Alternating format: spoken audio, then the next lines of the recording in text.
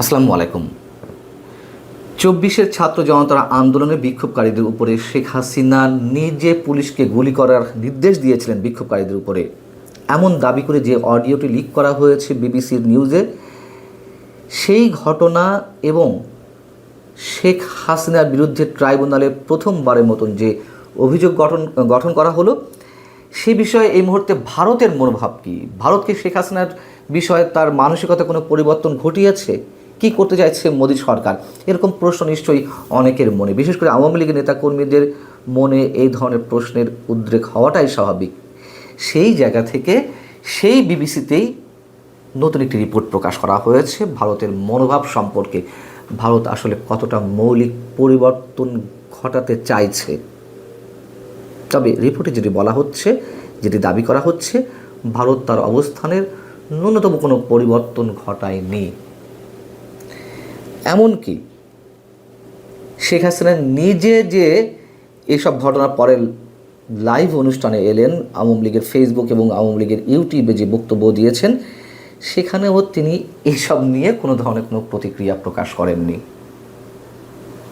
এবং আমরা জানি যে বিবিসির এই রিপোর্টের পরে প্রধান উপদেষ্টা প্রেস সচিব মিস্টার শফিকুল আলম তার ফেসবুক পেজে যে স্ট্যাটাসটি দিয়েছিলেন তা হচ্ছে এরকম যে বিবিসির এই রিপোর্টের পরে বা এই অডিও ফাঁস হওয়ার পর স্পষ্টভাবে প্রমাণিত যে শেখ হাসিনা নিজে হত্যাকাণ্ডের নির্দেশদাতা, এবং এই পরিস্থিতিতে ভারতের যে আর টালবাহানা না করে এবং শেখ হাসিনাকে আড়াল না করে তাকে বাংলাদেশের হাতে তুলে দেওয়া উচিত।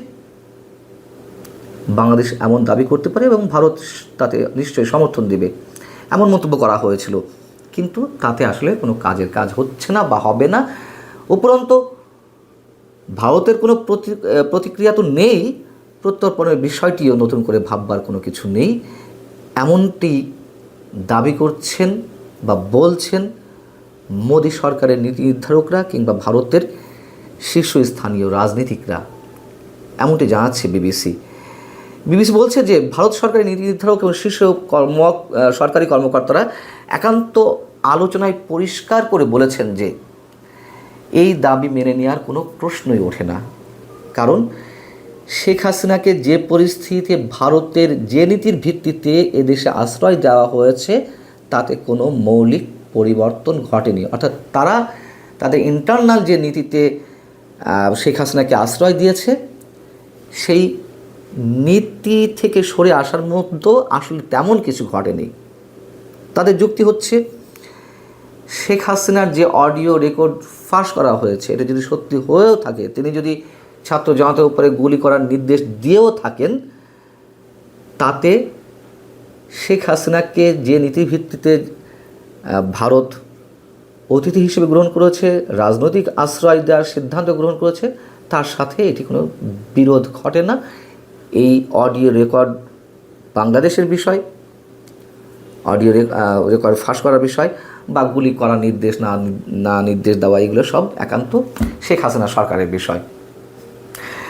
এবং তাদের দ্বিতীয় যুক্তি হচ্ছে ট্রাইব্যুনালে শেখ হাসিনা সহ আওয়ামী লীগের রাজনৈতিক নেতাকর্মীদের যাদেরকে অভিযুক্ত করার মাধ্যমে বিচার প্রক্রিয়া শুরু হয়েছে, সেটা আদৌ কতটা সুষ্ঠু এবং নিরপেক্ষ হচ্ছে তা নিয়ে যেহেতু যথেষ্ট ধরনের সংশয় রয়েছে, প্রশ্ন উঠেছে, অতএব সেটির দিকেও ভারত সরকার কর্ণপাত করছে না।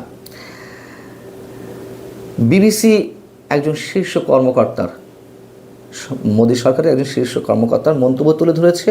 এখানে বলা হচ্ছে যে আমাদের দুই দেশের মধ্যে প্রত্যর্পণ চুক্তি ঠিকই রয়েছে। এখন এক রাষ্ট্রের কোনো ব্যক্তি যদি অন্য রাষ্ট্রের রাজনৈতিক আশ্রয় নিয়ে থাকে এবং ওই রাষ্ট্র যদি তার আদালতের মাধ্যমে প্রমাণ করে যে তিনি অভিযুক্ত, তাকে ফেরত চান, সেক্ষেত্রেও ফেরত নাও দিতে পারে আশ্রয় দেওয়া রাষ্ট্রটি। যদি আশ্রয় দেওয়া রাষ্ট্রটি মনে করে যে তার বিরুদ্ধে যেই অভিযোগ উত্থাপিত হয়েছে, যেই রায় দেওয়া হয়েছে সেটি যুক্তিসঙ্গত নয়, রাজনৈতিক প্রতিহিংসা থেকে, সেক্ষেত্রে তারা তাকে ফেরত দিতে নাও পারে। এবং আরও যে বড় যুক্তি সরকারের কর্মকর্তারা, ভারত সরকারের কর্মকর্তারা তুলে ধরছেন তা হচ্ছে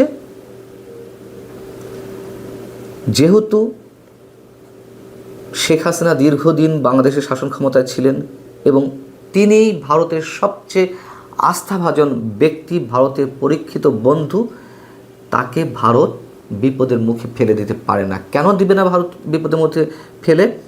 কারণটি হচ্ছে বাংলাদেশ সরকারের অন্য কোনো সরকার প্রধান অথবা অন্য কোনো রাজনৈতিক দলের শীর্ষ নেতারা মনে করতে পারেন ভারতের স্বভাবই সম্ভবত এটি, যেহেতু তাদের প্রয়োজন ফুরিয়ে গেছে, এখন তারা শেখ হাসিনার সাথে যে কোনো ধরনের আচরণ করতে পারে, এই আচরণটা অন্য সবার সাথেও করতে পারে। এই জায়গা থেকে ভারত সম্পর্কে একটা ভুল মেসেজ যেতে পারে অন্য আর সবার মাঝে। অতএব ভারত তার জায়গা থেকে সরবে না।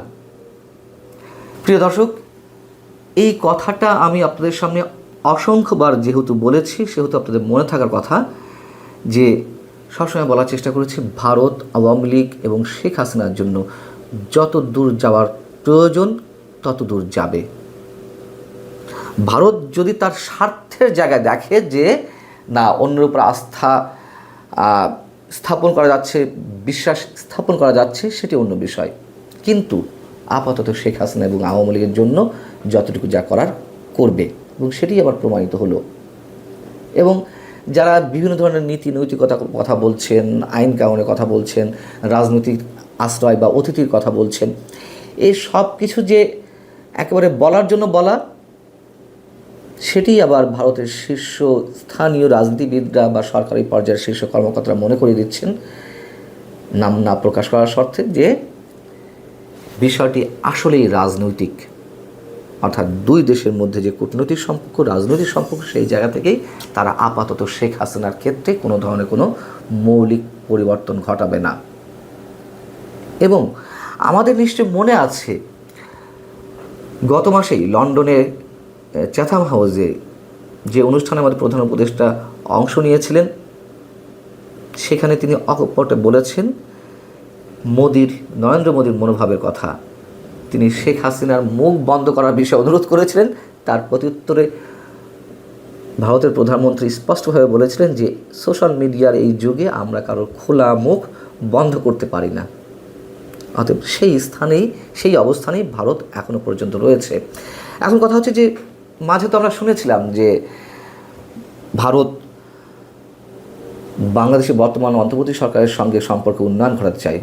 আমরা জানি যে কদিন আগে ভারতে নিযুক্ত আমাদের যে হাই কমিশনার, তিনি পশ্চিমবঙ্গের মুখ্যমন্ত্রী মমতা ব্যানার্জির সঙ্গে দেখা করেছেন, সাক্ষাৎ করেছেন। আবার এদিকে ভারতের কেন্দ্রীয় সরকারের পররাষ্ট্র মন্ত্রণালয়ের স্ট্যান্ডিং কমিটির বৈঠকে কমিটির সভাপতি, যিনি কংগ্রেসের অন্যতম শীর্ষ নেতা শশী থারুর, তার সভাপতিত্বে যে বৈঠক অনুষ্ঠিত হয়েছে, সেখানে ভারতের বর্তমান এবং সাবেক কূটনীতিবিদদের অনেকে উপস্থিত ছিলেন। তারা সবাই একটি জায়গায় এসে একমত পোষণ করেছেন যে এইভাবে প্রতিবেশী রাষ্ট্রের সঙ্গে আর সম্পর্ক কন্টিনিউ করা যায় না। কোন সম্পর্ক? যেই সম্পর্ক তলানিতে রয়েছে। অতএব বাংলাদেশের বর্তমান অন্তর্বর্তী সরকারের সঙ্গে সম্পর্কের উন্নয়ন ঘটাতে হবে। কিন্তু পরবর্তীতে আমরা যেটা বুঝতে পারছি, ওগুলো সে আলোচনা করার জন্যই আলোচনা। ভারতের একাধিক শীর্ষ নেতা, সেনাপ্রধান থেকে শুরু করে বিভিন্ন পর্যায়ের কর্মকর্তাদের যে মনোভাব আমরা শুনে এসেছি, সেই জায়গাতেই ভারত রয়েছে। এবং এই যে অডিও রেকর্ড ফাঁস বিবিসিতে, সেটি সম্পর্কেও হয়তো কোনো ধরনের প্রতিক্রিয়া আসবে। সেই প্রতিক্রিয়া অবশ্যই ইতিবাচক, এটি আমরা ধরে নিতে পারি। নিশ্চয়ই ভারতের পররাষ্ট্র মন্ত্রণালয়ের মুখপাত্র রণধীর জয়সাল যে নিয়মিত কথা বলে যাচ্ছেন তাদের নিয়মিত ব্রিফিংয়ের মাধ্যমে শেখ হাসিনা বিষয়ে, সেখানেও নিশ্চয়ই এ বিষয়ে প্রশ্ন উঠবে এবং তিনি যথারীতি একই ধরনের মন্তব্য করবেন। এটুকু আমরা মোটামুটি কোনো ধরনের সন্দেহ ছাড়াই মন্তব্য করতে পারি।